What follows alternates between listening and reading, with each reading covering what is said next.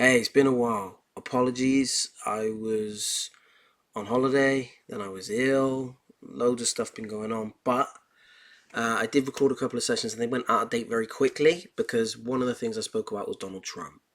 A couple of days ago, I say a couple of days ago, yeah, a couple of days ago was a assassination attempt. So everything I spoke about before, some of the bits I kind of were made a little bit irrelevant by what happened. So it changed my opinion a little bit on some stuff. So I've re-recorded again. Um, I do wanna go back over what I said though about Trump. I've been thinking a lot recently about different aspects of just going back to leadership, talking about leadership and looking at the definition. Now I used to adamantly say leadership was nothing like uh, management. I used to say they were two completely different things. It was like a cat and a dog. One was like a shepherd, the other was like the sheepdog. I'm going to go even further than that, and I'm going to say that there is a manager, there is the leader, and then there's something else that we need a name for. Because you could say a leader is that, but at the same time, what you could say is the shepherd and sheepdog analogy, you could change to from that shepherd to a Nazi SS officer, because if you look at the shepherd kind of what the fuck's it called, metaphor that I gave, the sheepdog metaphor, and I said the manager would be the sheepdog, going around telling everyone what to do. The shepherd looks out for everyone, makes the big decisions, but is kind of the carer. But that's okay if that's what the leader is. You've got different types of leaders, and this is the point. People keep saying, what makes a good leader? What makes a good leader? You need to be this to be a leader. You need to be that to be a leader. No, no. You can be a great manager, as I've said. You can organize things. Be you can be a great planner. You can be a great man manager. You can be a great coach. You can be really good at bringing young people the team, great team builder. You be all these things, but you're a manager. Now the leader, as I've said before, the leader is the person that people follow. That's it. That is it. There's way overcomplicating it if you say like, well, what makes a great leader? What made Winston Churchill a great leader? Or what made the Queen a great leader? Forget all the small details. The point is people followed them. Now why did people follow the Queen? Because they had to. They had to. She's the queen. It's not like she got voted in. She was the queen.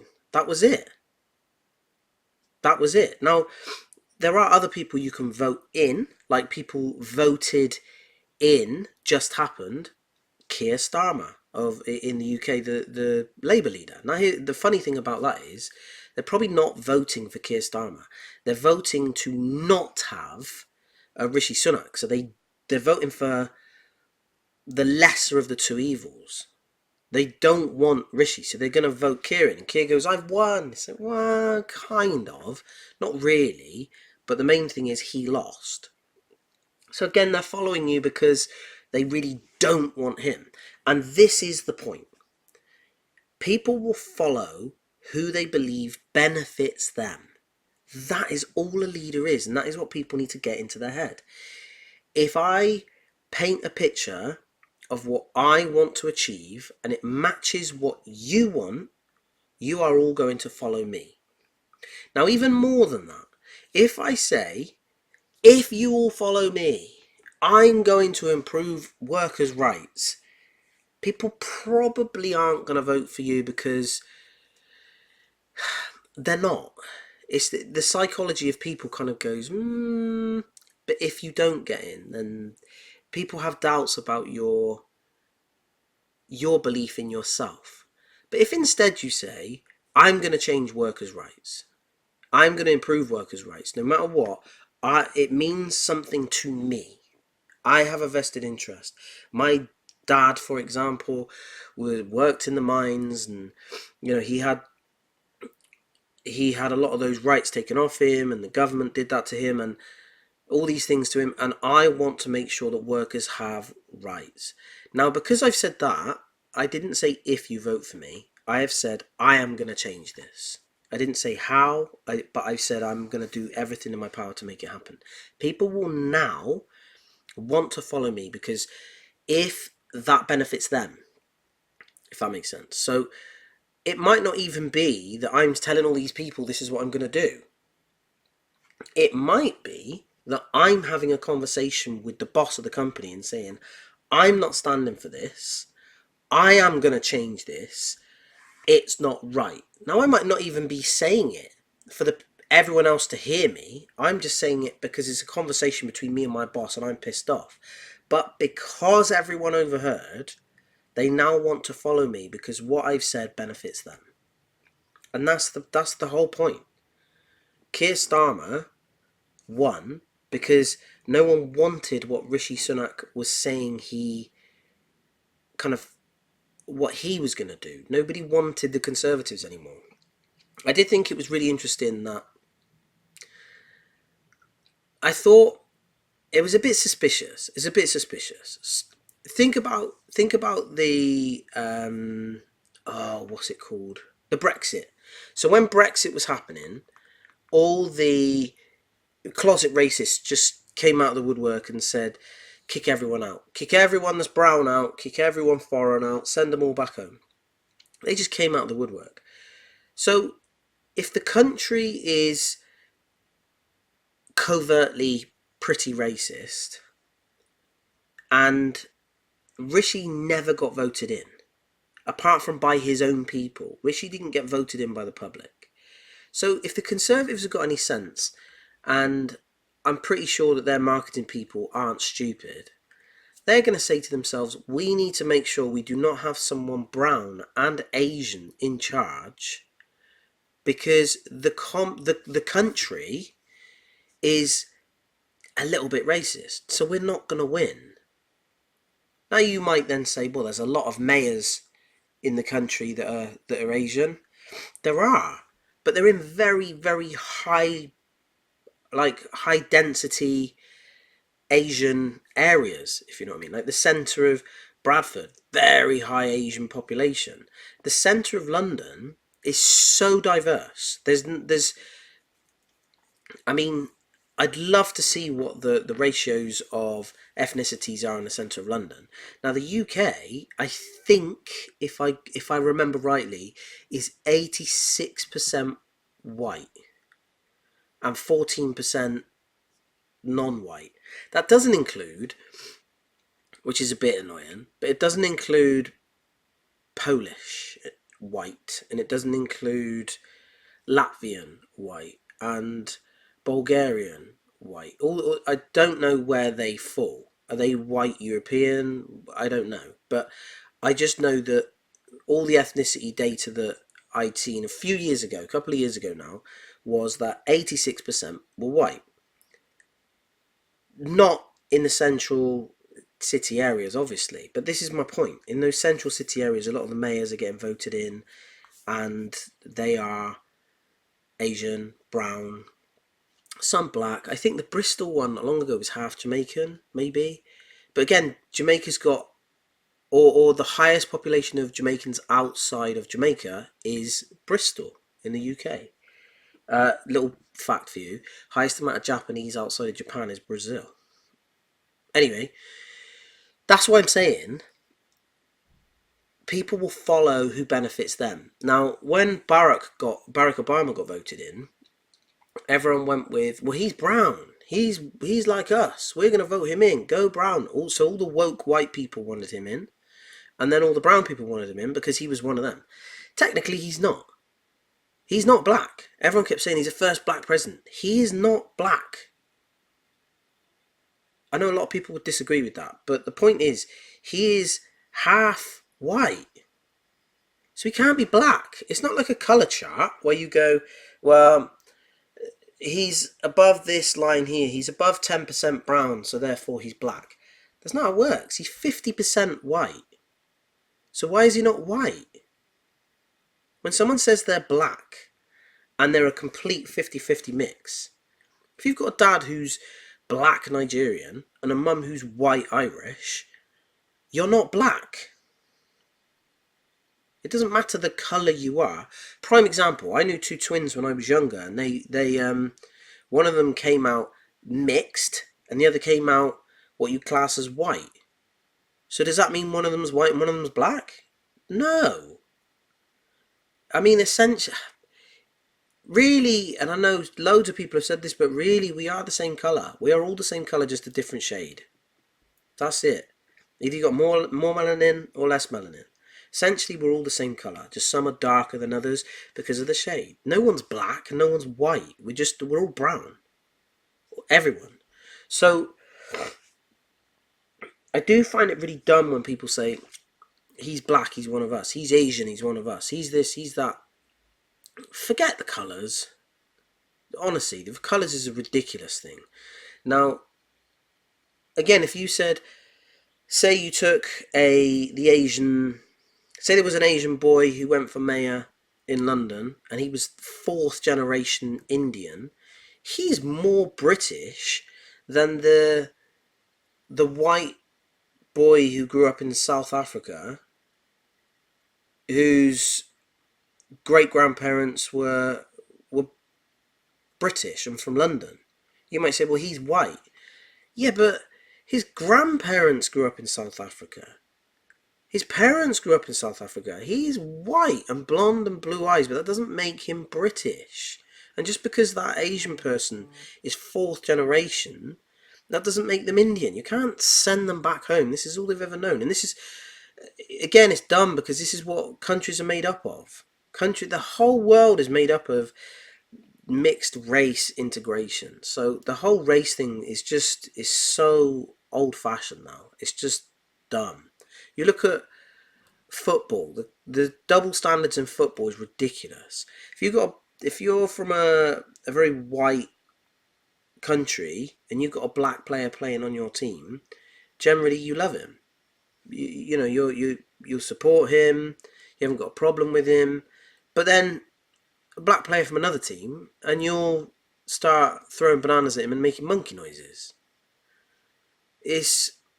I understand it's just to put them off, and it is the sport, but I just think race and colour is such an old-fashioned way of thinking, in my opinion. We're all mixed from somewhere. You can prove that when you look on the 23andMe. You do like an Ancestry.com or 23andMe or whatever it is, get your ancestry. We're all mixed from somewhere. There's no one that's 100% something. We're all 100% from Earth. I'd like to think. That's enough. Everyone just needs to get over it now. Build a bridge. And just accept that we're all just mixed and from everywhere. Some people are less than others on the colour chart. But it's ridiculous. It is ridiculous. I think I saw a thing that... Is it the one drop rule or something? Where in the United States, if your great-great-great-great-great-granddad was a slave, you're now classed as African American, even if you're the whitest and blondest person going. Because there's one drop of African blood in you. It's ridiculous. And then to say that Barack Obama is black. You can't say the man is black.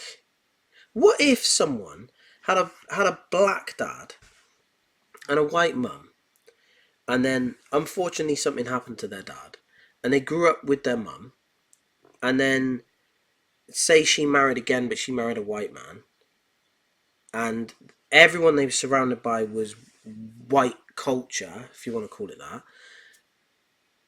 You can't just say, well, he's black.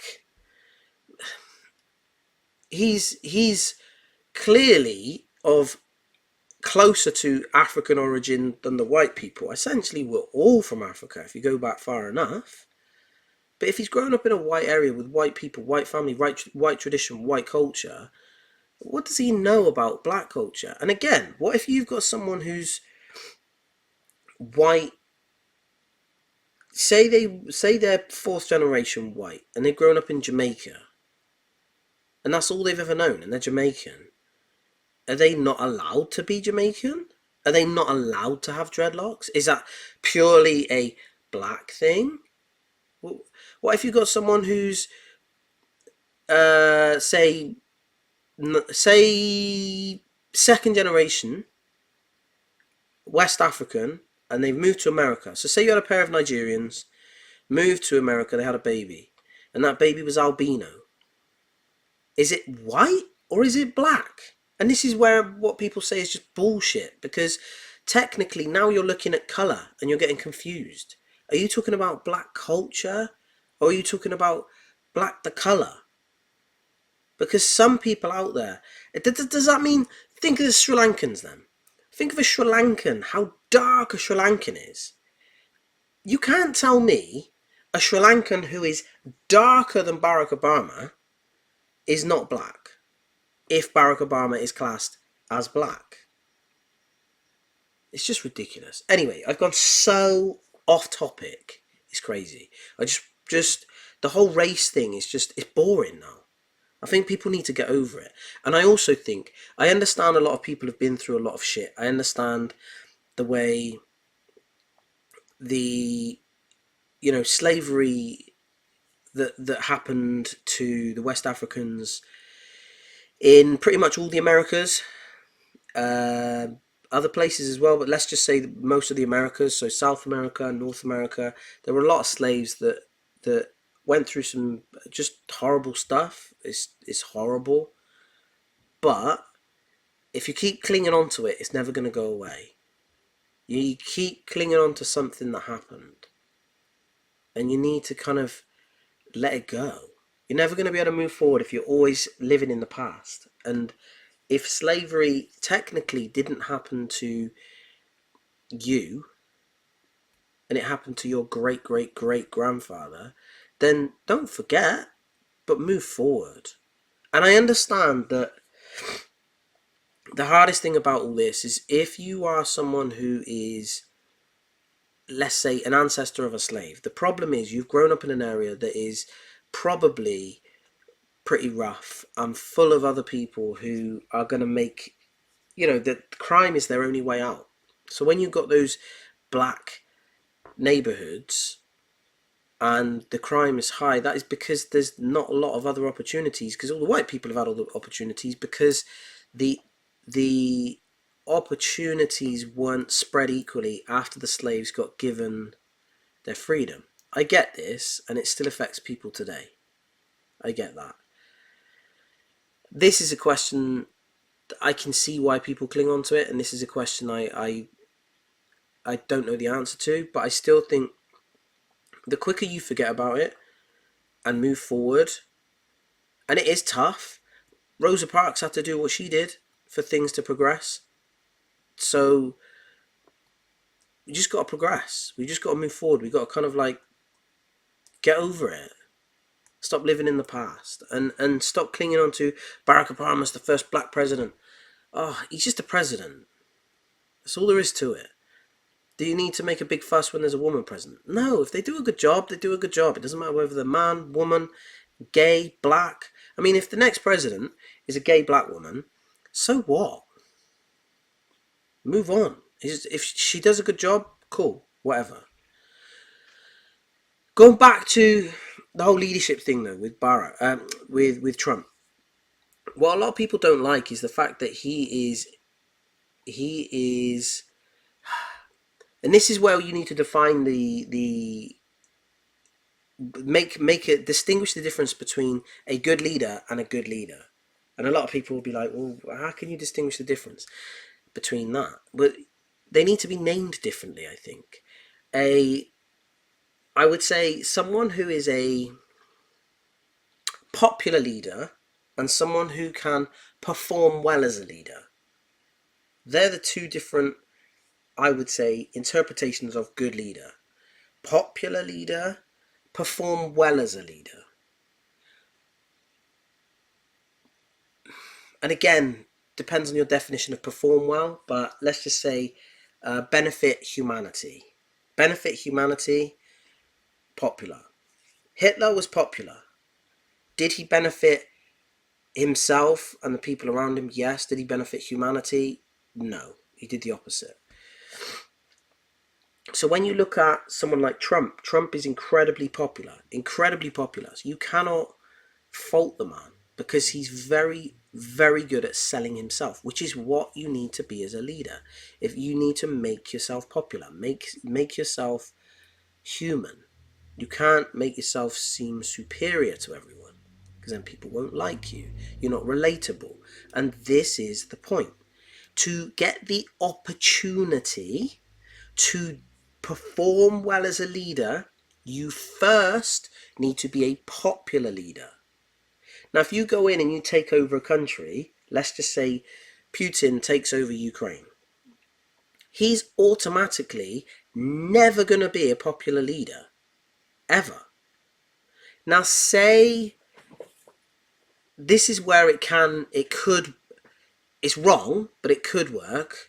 Is say the UK, which has the Labour and the Conservatives, say the Labour said we're going to go and I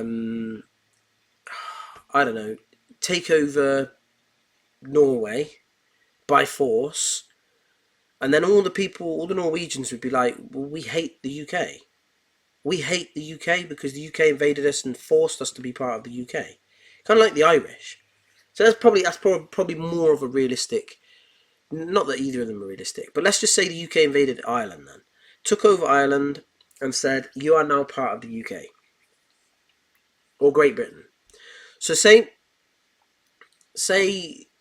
that happened, and the Irish were just like, well, we hate you now. And then Labour were the ones that forced that to happen. Then the Conservatives got in and said, what we want to do is make sure that everyone in Ireland has land and a nice house and a nice car, a well-paid job, and started looking after everyone. Now that the leader has changed, they might be able to be bought because it benefits them. They'll never be able to like the person who conquered them, but they might like the person who then is still in charge of them, still their ruler, but benefits them and looks after them. So this is where countries who have changing leaders, it benefits them, because Israel, say they just took over Gaza. I mean, no, that's not even a great example, because the religions just end everything. Religions just make it too complicated. But what I'm trying to say is the popular leader of the United Kingdom, within the United Kingdom, took over Ireland. Ireland then hates this popular leader. A new leader comes in, looks after Ireland. Ireland now is content enough to stay part of the United Kingdom. And then what happens is the people within the United Kingdom now start to get annoyed, because why is the government looking after these people in Ireland? So it's a very fine balance, but at the same time, it's all about popularity. Popularity is important. That's all it is. How do you get into power? So Trump is very good at making himself popular. He's very good at saying the right things. He's very good at selling the dream. When he said, we're going to build a wall and keep all the Mexicans out, that's because there are a lot of people who like the idea of that, probably because the Mexicans were upsetting so many people by coming over and taking jobs. And there's a lot of problems within the United States that are caused by Mexico, but not by Mexicans, as in like, no, not by the Mexicans that are in the United States, but by Mexicans in Mexico, all the drugs. So there is a dislike for Mexicans anyway. So him saying that means everyone goes, yeah, fuck yeah. When Trump said, let's make America great again, what he's saying is so clever, because he's saying no one has been able to do it for a long time. Everyone else has been fucking up, and I am going to turn this country back around. That's what he's saying, and it's so clever. Make America great again, or let's make America great again. It's so clever. So everyone wants that. Everyone who's American wants America to be great. So that's how he won, because he's kind of appealing to their patriotism. And So many people from the United States are patriotic, so it's an easy way to win. And this, what Trump did do when he was against Clinton, he didn't generally pick holes in Clinton. He just stated his case, which made him popular. But then what Clinton started to do, which made her unpopular, was bitch about Trump and say, well, he's done this and he's tax avoided and he's that and he's that and he's that. And it made her look like a nagging woman who's, you know, whining instead of saying, no, no, no, forget that. I'm going to make America great again because I'm going to do this, this, this, this. So instead of trying to compete against him, you're trying to slander against the other person. Makes you look weak, makes you look petulant. So as a leader, you want to be popular and you want to make sure that you come across as strong and you come across as you have a plan, you have a vision, and what you're going to do for the people. She didn't say, I'm going to do this to help everyone. What she said was, he's this, he's this, he's this. Now, if people already don't like someone and they've made their own opinion up, for example, Rishi Sunak in the UK, people don't want him. They don't like him. They don't want the Conservatives. They had the Conservatives for long enough. All the press has been just doing all this stuff about Rishi. And I mean, if Clinton had brains, she would have had her team release lots of information about Trump constantly in the press, which just really made him look bad. And then all she would have done is gone on about how she was going to benefit the country and how she was going to tax all these rich people and how she was, win the vote. Win the vote. You do what you can to win the vote, and then when you're in, you can do what the fuck you like. So getting in is the most important thing, and the popularity contest is what you have to win. Which is why, like I said, sometimes, say you're in an army situation, and no one wants to go running over the top of this trench running towards the bullets, and the person in charge says, I'm running over because I want my family to not be overtaken by the Germans, for example. The Germans are trying to invade, and I want to make sure that my family carries on. I've got children at home, and I'm willing to die for their safety. Everyone else might kind of go, wow, fuck it. He's a great leader. If he's doing it, I'm doing it. And then they all run over the top. But then at the same time, if the person is asking them to run over the top, they've all just been mown down by bullets. Then the person in charge says, right, you second group, you're going over. And now the person in charge says, do you know what? No, because I want my family to be safe. And I think there's a better way we can do this. If we just go running over the top of there, all we're going to do is die. So we need to come up with a better plan. There's no point in all of us dying and us losing numbers just to run across there. The first group went over there and they all died. So we can win this, but we need to figure out a cleverer way of doing it. Let's build tunnels, blah, blah, blah. And then everyone goes, yeah, I agree with him. Because he's benefiting them. Because he says, I want to beat the Germans. I want to beat the Germans, therefore, running over the top is a bad idea. And everyone says, well, I want to beat the Germans, so it's a bad idea. But the first bloke said, I want to beat the Germans, so we're going to all run over there and hopefully take out as many of them as possible. And they'll go, okay, I want to beat the Germans too, because I want my family to be safe. So it was all about selling the dream. And the dream was, in that situation, we're going to beat the Germans. We're either going to beat the Germans by dying, or we're either going to beat the Germans by not going. Either way, the end goal is the same. That's how you get people to follow you, and you get them to follow your instruction. And that is how a leader is put into that position. Now, when you're in that position, this is when it gets very complicated, and you get lots of the management type skills are then involved, because this is how you become a high performing leader who does well for humanity and the team below them, and blah blah blah blah blah. This is when the managerial skills come in, and can you get the best out of each of your team, and can you get everyone to want to perform well as a team? You can get them to you can bring young people in and they're integrated into the team very well. You can, get people to risk their life for you in those military situations because they believe in you and they believe in that dying for you and your or they've got more chance of surviving with you or winning with you than they have with someone else and trusting in your judgment because you've performed so well in the past or blah blah blah. So that's when the managerial skills come in, which is staying in control or or producing a legacy where people say he or she was brilliant. So that's a whole nother conversation. But the popularity is what Trump is incredibly good at. And no matter what anyone says, you cannot fault Trump for how good he is at getting people to like him. After he got shot in the ear, and then he's like going out doing popularity things and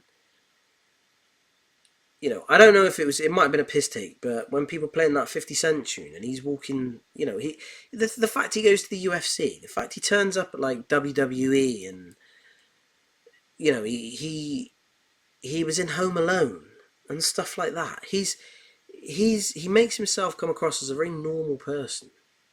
He loves basketball. People are like, oh, cool, I love basketball. And that's kind of why a lot of people related to Barack, because a lot of the um, black people thought, oh, well, he's black, he'll look out for us. No.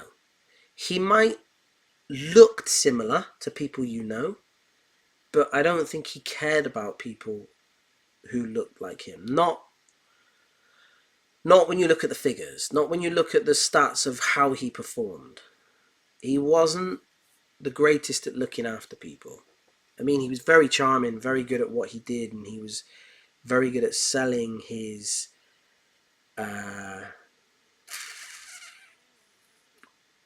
how well he was doing, I suppose you'd call it, his performance. He was very good at selling you that he was good, but I don't I don't think from the data that he performed that well.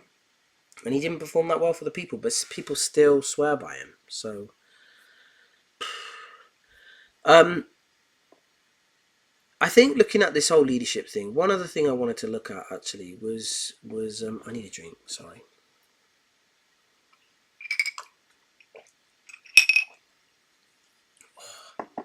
I got the whiskey on tonight. It's Highland Park Dragon Legend single malt Scotch whiskey. I love it. For anyone that can see, beautiful stuff. Where was I?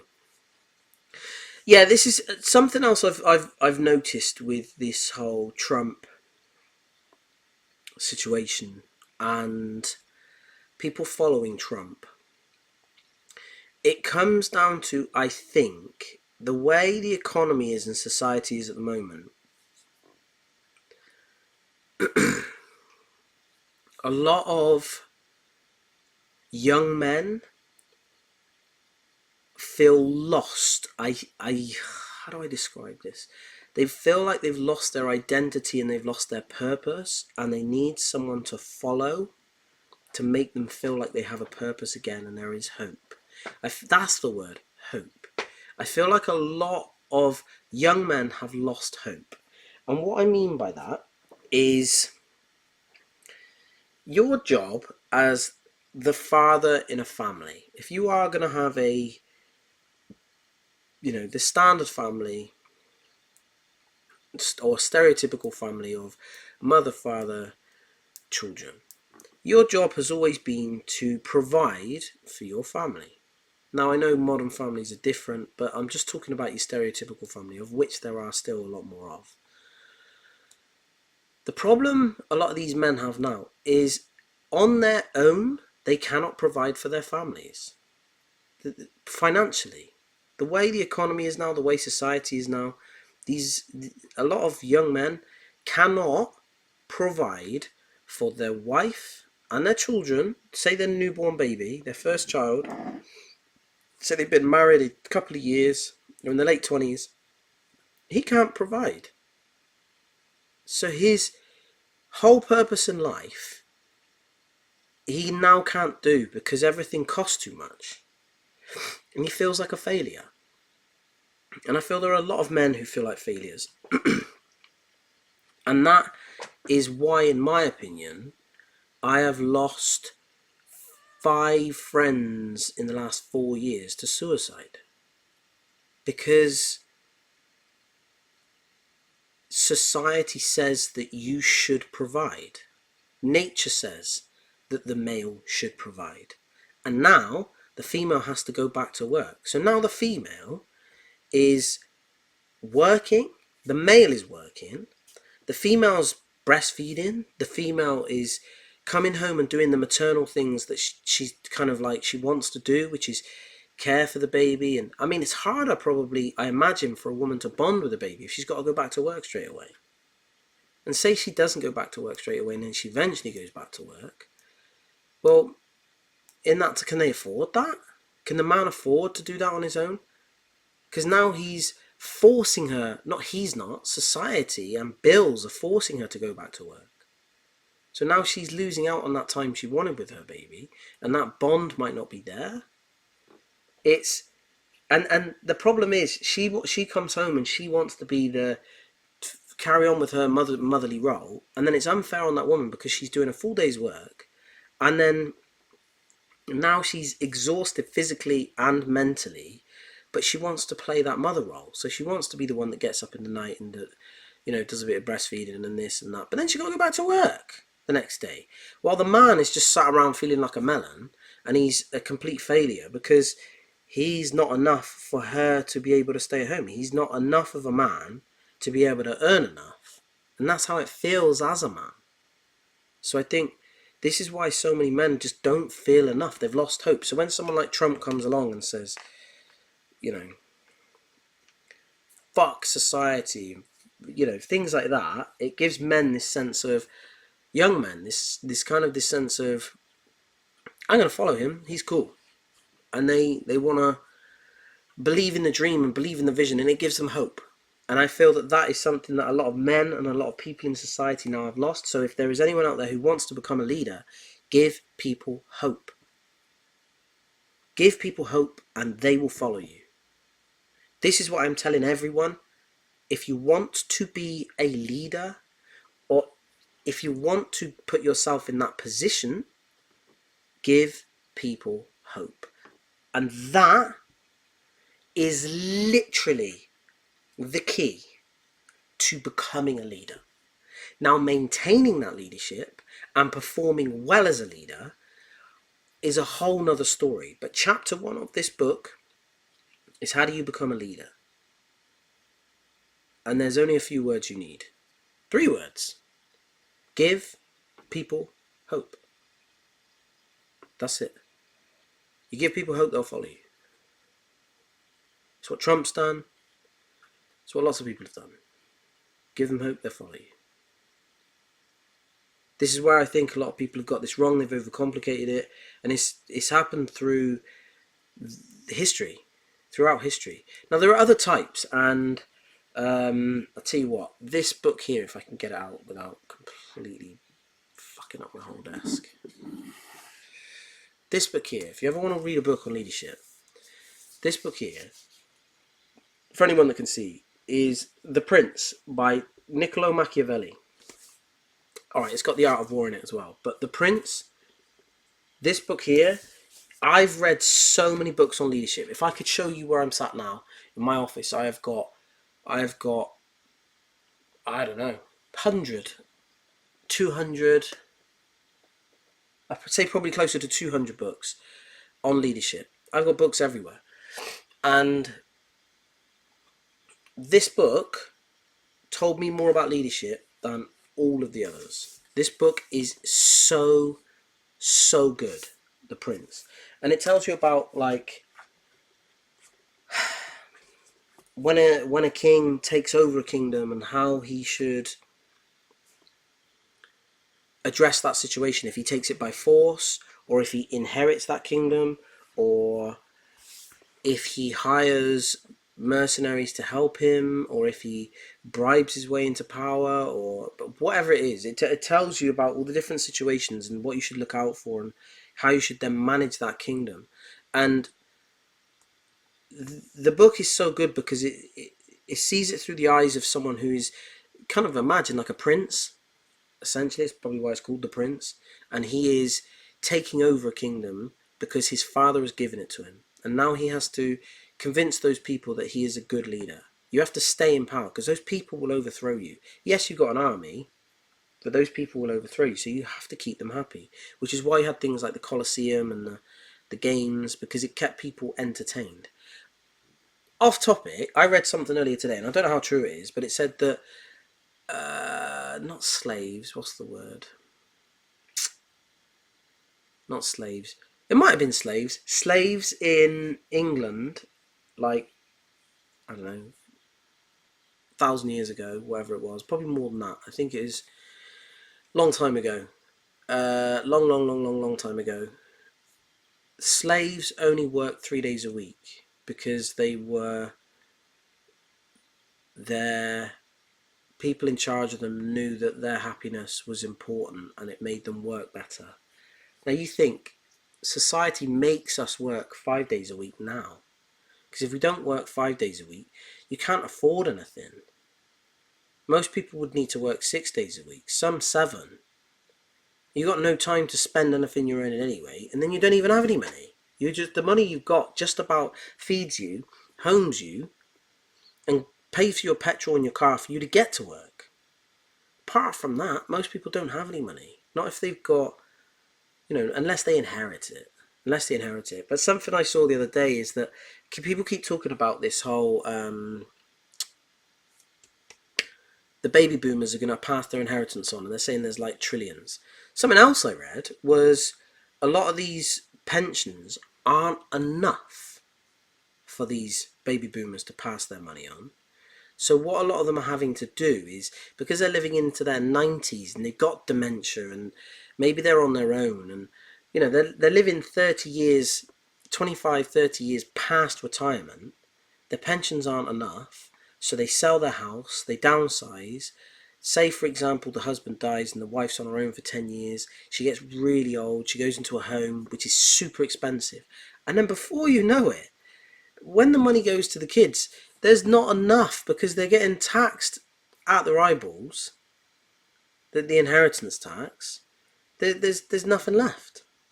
There's nothing left because all the money had to go on care because the baby boomers are living a lot longer now. When everyone says, oh, in the next 10 years, all this big transfer of money, yeah, but the fact that a lot of them are spending their money on holidays and cruises, and there's not going to be that much. There's really not, but that's a whole nother subject. Anyway, I did want to talk a little bit. I don't want to really go on about it because it's a bit too depressing. But I did want to talk about why, like I said, suicide, in my opinion, was so high in men, and how feeling like your best, and the fact that they're giving their best, but it's just not enough. It's not enough to provide for their families, and it just makes you feel like not enough of a man, and then you just feel like a failure, and you feel worthless, and you know, someone someone who got a house in the 1980s, their mortgage is nothing. I was talking to someone not long ago, and they said that their mortgage was like £60 a month. I know someone whose mortgage who's in their 30s, and their mortgage is £3,000 a month. How do you pay that? How do you pay £3,000 a month? And obviously, him and his wife both have to work. They got nothing left over. It's insane.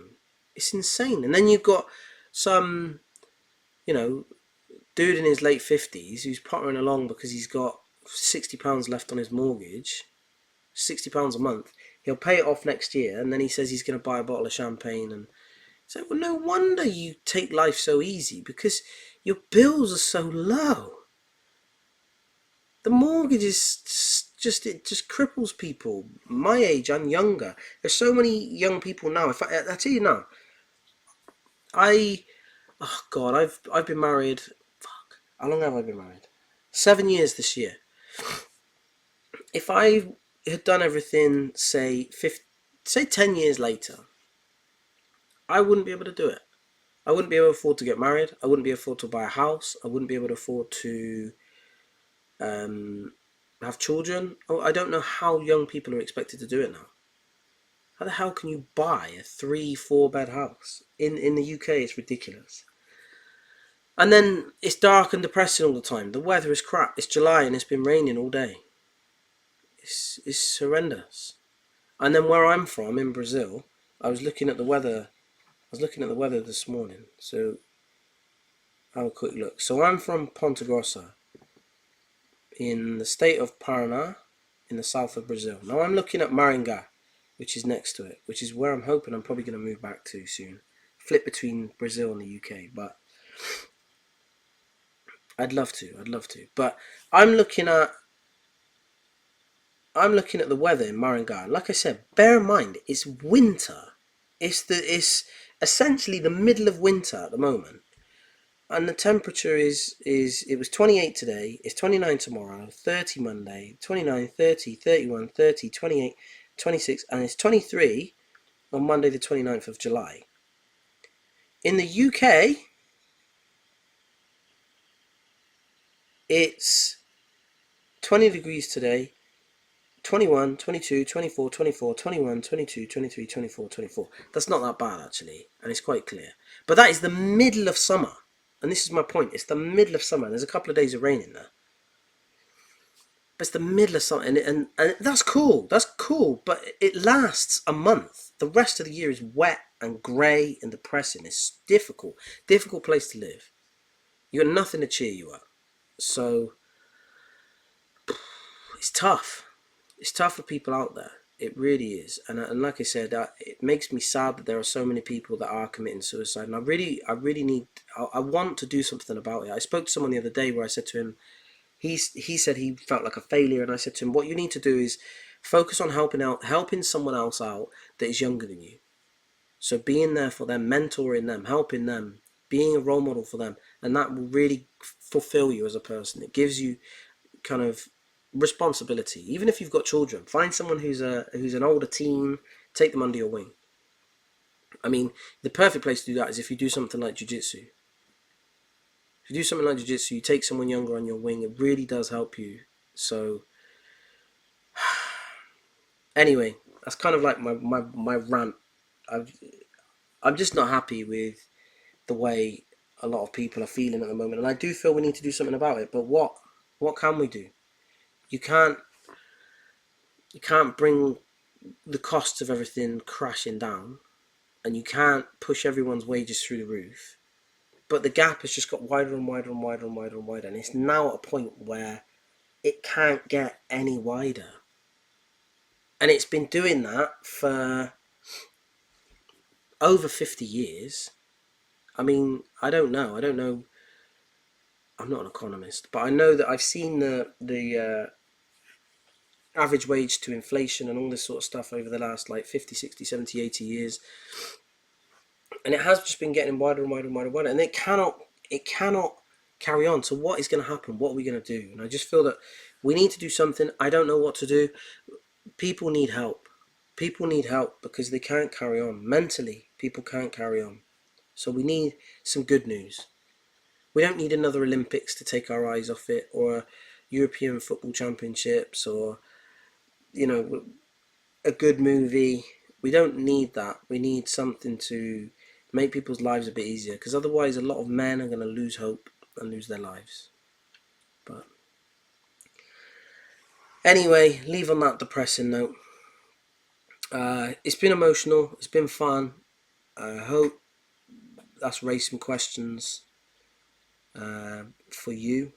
And yeah, send me anything, any questions that you've got, and I'll have a look into them. See if I can get some people on, look at those questions. So yeah, I hope it's been a good listen, and I'll speak to you again soon.